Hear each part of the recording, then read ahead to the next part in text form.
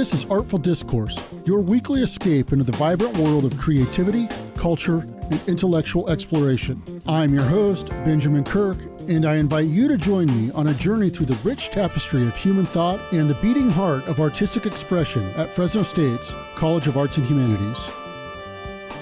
Hello and welcome to Artful Discourse. My name is Jefferson Beavers, and I'm sitting in as host this week for Benjamin Kirk. Today our guest is Dr. Sean A. Gordon, an assistant professor of English at Fresno State. Sean holds a PhD from the University of Massachusetts at Amherst, and he specializes in early American literatures. Sean's research explores the intersections of literature, science, and the environmental humanities. This spring at Fresno State, Sean is teaching English 193, a senior seminar course on the literatures of climate change. This topics course will examine the emergence of a genre called Cli-fi, also known as climate change fiction. Cli-fi takes up the gendered and racial histories of the human-nature divide, which includes the overlapping of industrialism, capitalism, and planetary destruction, as well as the connections between activism, the imagination, and justice for both human and non-human life. That sounds pretty exciting. Hello, Sean. Thanks very much for joining us on Artful Discourse. Hey, Jefferson. Great to be here. All right. Thanks very much. I want to take this course. To get our conversation started today, I just want to ask you a little bit about the class. What led you to choose the topic of climate change literatures for this senior seminar in English? Yeah, thanks for that question. Part of it is that I feel it's a kind of a mandate of mine to teach the literatures of climate change, given this existential crisis we're facing. When I was hired here at Fresno State, I was hired to teach American literature, of course, but also, and I love the way the job description had phrased it, environmental colonialism and social justice. So to me, my job description requires me to teach climate change literatures, but a more personal reason is that I've been developing this syllabus, a climate change literature syllabus, and kind of curating materials over the years. I've taught the course or versions of it a couple of times at UMass Amherst and as an adjunct actually at Keene State College in New Hampshire. So it's a syllabus I've been kind of developing and, like I said, curating and making my own, and I wanted to bring it to the students here. I like what you said about emergence. The emergence of this genre, Cli-fi, climate fiction. It reminds me of the distinction that the great scholar, critic, writer Raymond Williams made between residual genres and emergent genres. There are some kinds of artistic forms and literary forms that are holdovers that we continue to work with. Sonnets might be something like we'd think of as a residual genre, but there are also emergent genres, and I think that's something that's appealing about teaching Cli-fi is that it's emergent. We don't actually know what it is yet. There are texts that everyone sort of identifies as being climate fiction or climate literature. Octavia Butler's Parable of the Sower comes to mind, or some of the works of Ursula K. Le Guin, or so on and so forth. But we're still kind of waiting to see what Cli-fi is going to look like and what genres are going to be required to tell the story of climate change. So I'm excited to bring the syllabus to Fresno State. It'll be a little bit different from how I've taught it before, but we'll get into that. Yeah, that's exciting.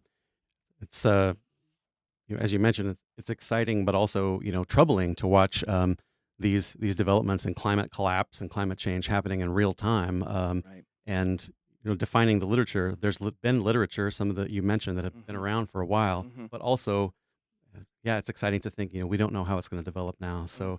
The reading list for your course includes, as you mentioned, Octavia Butler, authors such as Indra Sinha, Tommy Pico, Donna Haraway, Sylvia Winter, many others. And before the recording today, we talked about sharing some examples of Cli-fi, of climate change literatures. And you have a piece that you brought today from Ed Robertson. And I wonder if you would like to kind of share that with us so we Yeah. can kind of get into it? Yeah, I'd love to. When you asked me to come up with a short reading to share for the podcast, it was sort of both difficult and easy to make this decision. There's so many examples I could have shared, I could have brought into the room here, but I wanted to share this poem by Ed Roberson called "To See the Earth Before the End of the World." Mhm. It's the title poem of a collection of his, a fairly recent collection of his. Ed Roberson is um, a a somewhat uh, underappreciated black poet, nature poet, who works in the tradition of nature poetry, which is, of course, one of the, let's say, residual aspects of climate change fiction that still appears. How do we represent nature, and what is our relationship to nature? Mm. Um, he worked as a some kind of scientist, observer in his life, but he was always writing poetry and some sort of documentary poetry in some cases. So I want to share this poem called "To See the Earth Before the End of the World." I think it's such a startling phrase that when we're confronted with the end of the world, how does that change our perception of nature and our perception of time? And those are some of the themes that come up here. So I'll share it and then hopefully just say a couple words about it. And I know you have a poem to share as well. "To See the Earth Before the End of the World" by Ed Roberson. People are grabbing at the chance to see the earth before the end of the world's death, piece by piece, each longer than we. Some endings of the world overlap our lived time, skidding for generations to the crash scene of species extinction, the 5 minutes it takes for the plane to fall, the mile ago it takes to stop the train, the small bay to coast the liner into the ground, the line of title to a nation until the land dies, the continent uninhabitable. That very subtlety of time between large and small. Media note: people chasing glaciers in retreat up their valleys, and the speed. Watched ice was speed made invisible. Now, it's days and a few feet further away. A subtle collapse of time between large and our small human extinction. If I have a table at this event, mine bears an ice sculpture. Of whatever loss it is, it lasts as long as ice does until it disappears into its polar white and melts, and the ground beneath it into vapor, into air. All that once chased us, and we chased to a balance, chasing back, tooth for spear, knife for claw, locks us in this grip. We just now see our own lives taken by taking them out. Hunting the bear, we hunt the glacier, with the change come of that choice. Mm. It's a beautiful poem.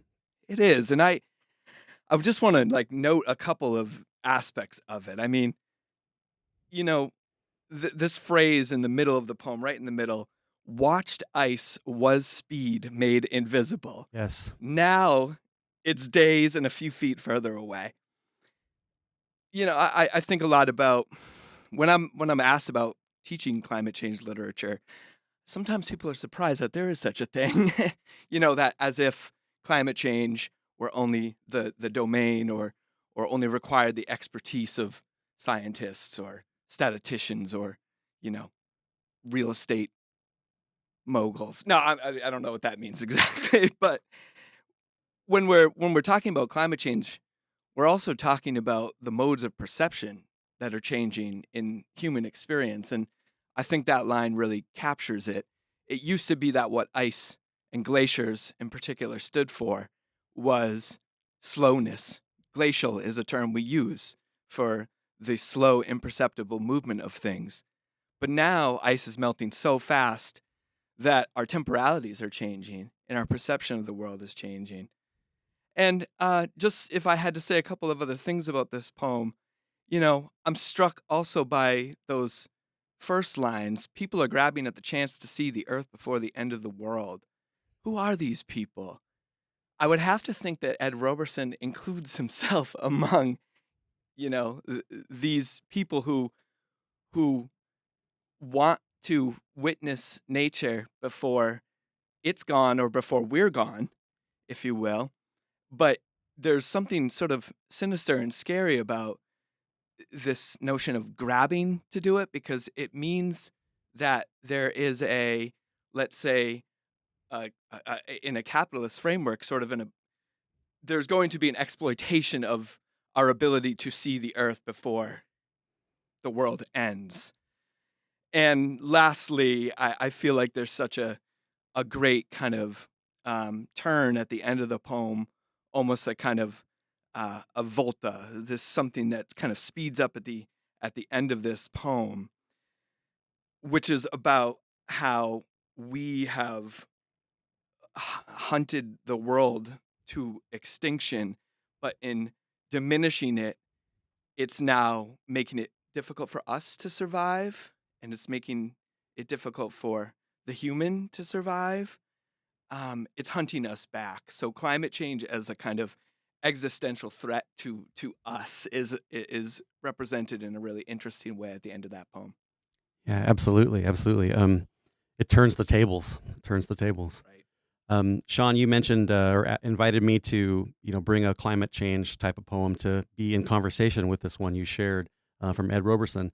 I chose a poem by the Fresno writer Anthony Cody, who's a alumni of Fresno State, American Book Award winner for his debut book Borderland Apocrypha.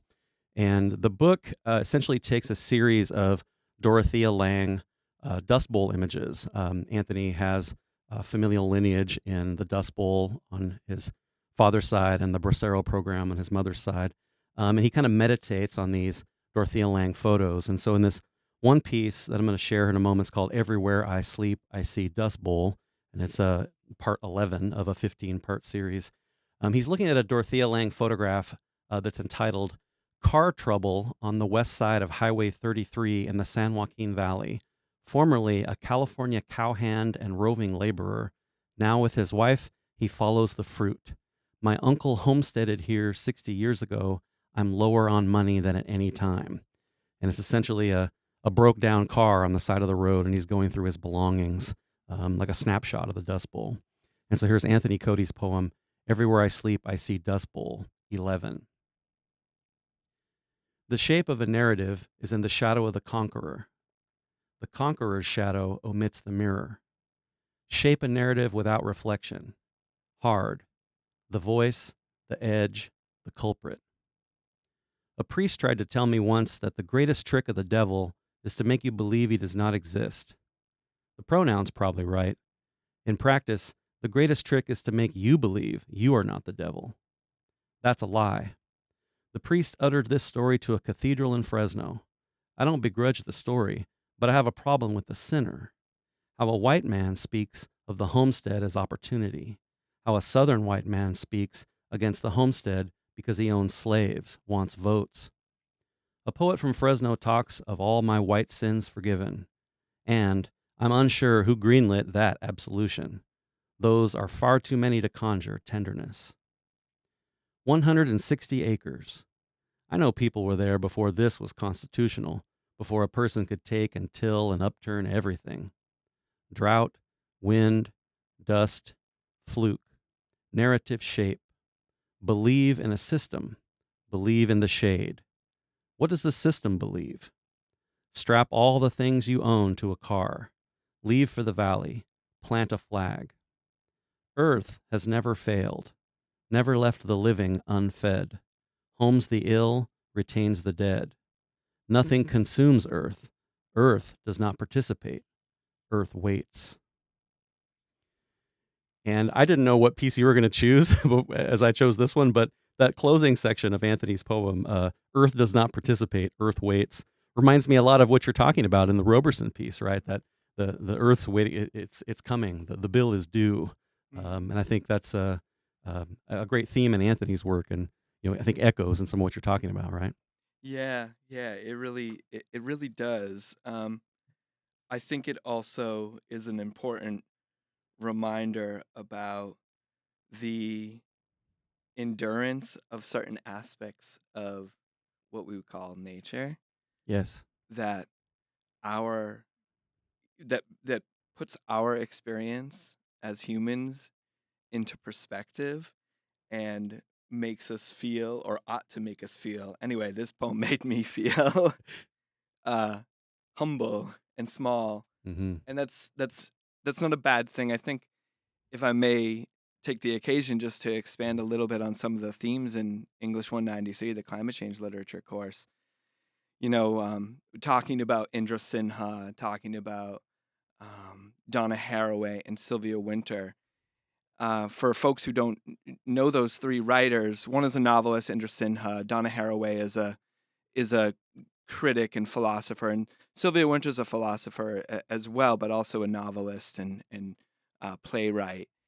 But they all, in their own ways, have various, let's say, critiques of the human, um, and try to provincialize certain expressions, let's say Eurocentric expressions of the human, because in climate change, a lot of climate change discourse, we get this idea that human beings are facing an existential threat, and that is true, but you know it's really not such a bad thing for this provincialized version of the human that claims to dominate, that claims to own, to come to some kind of end, to change.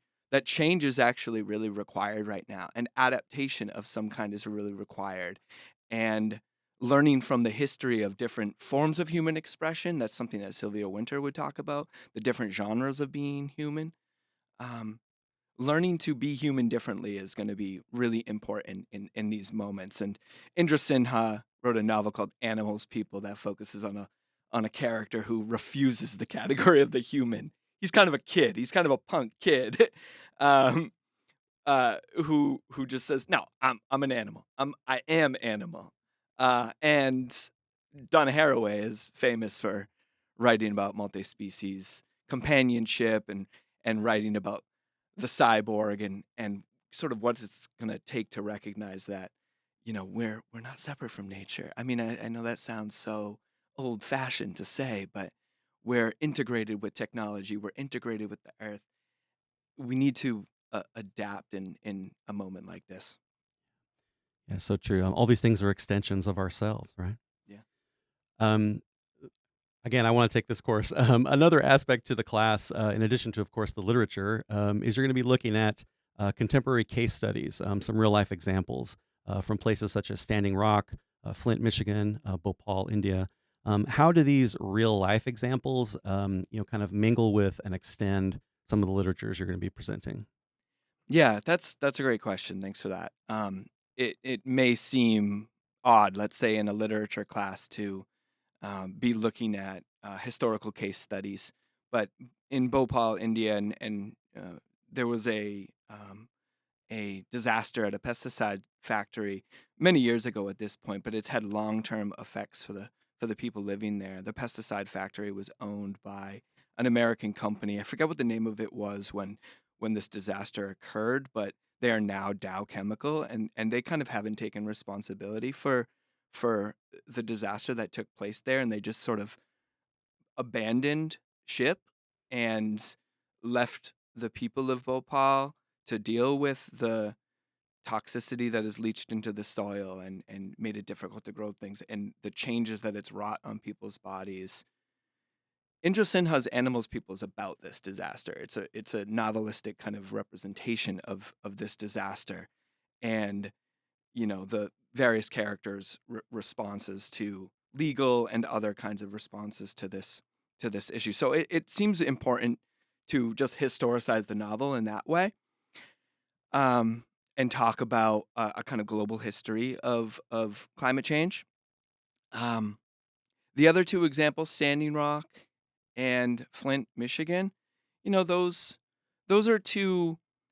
I like to teach writers who are activists as well. Writers who are and artists who are on the ground, and that is certainly true of Indra Sinha and some of the other folks we've already discussed today. Standing Rock, that is shorthand for the encampment on Standing Rock Sioux territory, an encampment that was meant to block the creation of a pipeline, the Dakota Access Pipeline. And it was actually not just the Standing Rock Sioux who camped out there to block the construction of this pipeline, but it became a kind of whole global movement. And I want to talk about these histories of, let's say, multiracial, multi-ethnic, multicultural kind of forms of solidarity against the extractive policies of fossil fuels and so on and so forth. I want that to be a part of the class, but the way we're going to access that is also through documentary film. So in a climate change literature class, we'll read poetry and fiction and so on and so forth. But there's a really beautiful film called a, a Dream from Standing, Awake, A Dream from Standing Rock is actually what it's called. That is a documentary representation of that encampment. And similarly with Flint, which I'm not sure I have to say too much about, but Flint, Michigan has been in a crisis of access to water for many years now. And there's just a really great documentary about the citizen scientists who have, taken the government, local government, to task, and done their own kind of on the ground research about the water and have come up with a lot of solutions. And I just want to kind of share some of those case studies to inspire us, but also to look at the way these disasters can be represented in film and literature and so forth. Just as a side note, I do love cinema, and something that I've included on this syllabus in the past to represent um, to represent issues of fossil fuel consumption, but what some have called petrocultures, is the Mad Max series, in particular Mad Max Fury Road. Mhm. I think that was the one that came out a few years ago, not the most recent one, but that is an allegory, of course, of climate change, or I would argue it is, but it also really illustrates how sped up it always feels and how intense and rock and roll it kind of feels to live under petroculture. Not rock and roll in a good way necessarily, but just bombastic and loud and aggressive. So I just kind of want to look at the different ways of representing and expressing what it means to be living through this crisis. It's excellent. And I know of those, films and case study scenarios you mentioned. Of course, we live here in Central California, where there's multiple issues with groundwater, drinking Yeah, water, food insecurity, and these overlaps are local. They're also very global. So yeah. love those inclusions.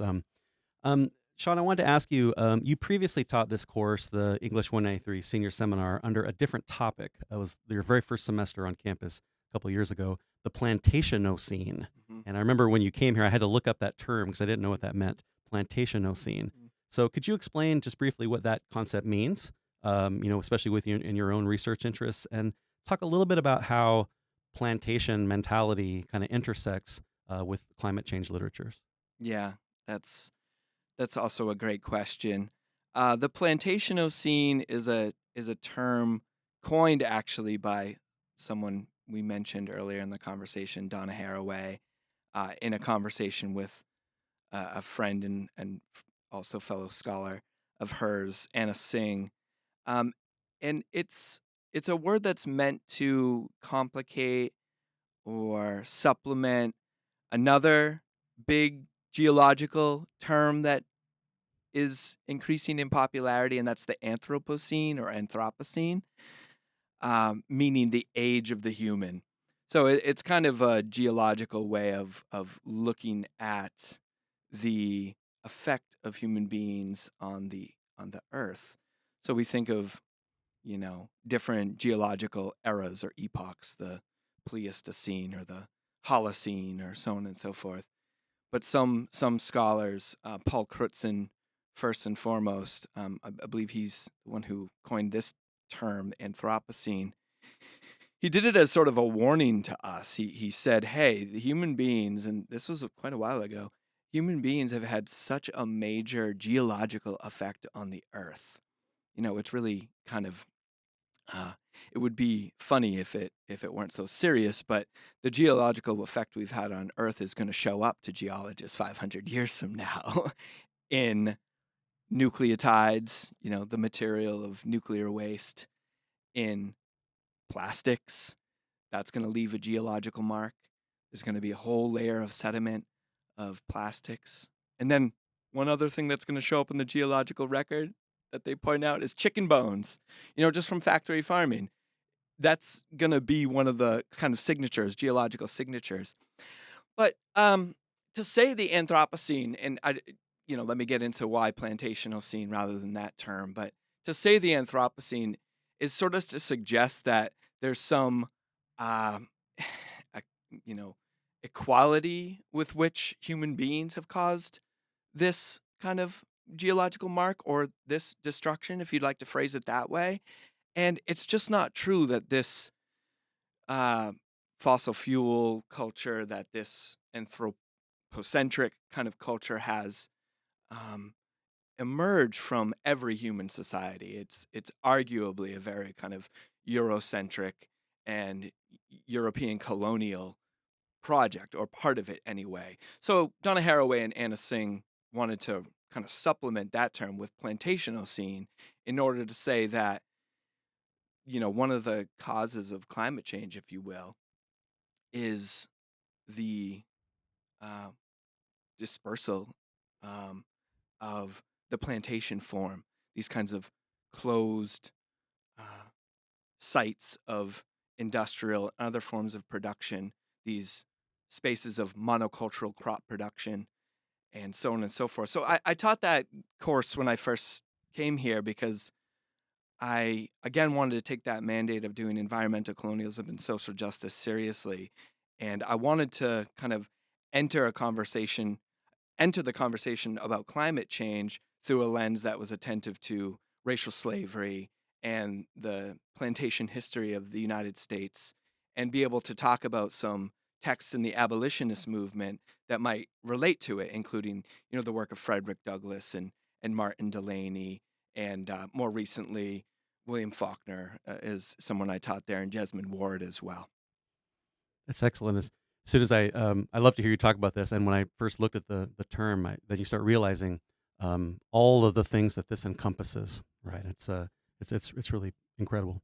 With just a minute or two we have left, I wanted to ask Sean. This is all extraordinary research and amazing stuff in the class. What do you hope that students take away from the study of climate change literatures? What kinds of thinking or writing you hope they produce, in conversation with these themes? Hmm.